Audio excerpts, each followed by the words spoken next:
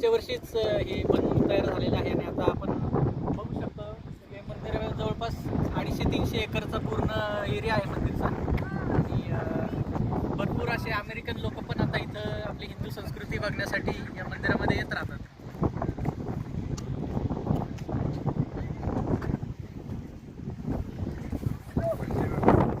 मला माझा नशीब आहे की या मंदिराला मी नितीन बरोबर आलोय आणि आज हे मंदिर पाहण्याचा योग आलाय.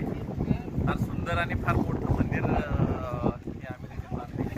नरेंद्र मोदी आपले जे पंतप्रधान आहेत त्यांच्या हस्ते याचं ओपनिंग झालं होतं आणि योगायोगाने परत यावर्षी सलग दुसऱ्यांदा मला अमेरिकेला यायचा योग आला.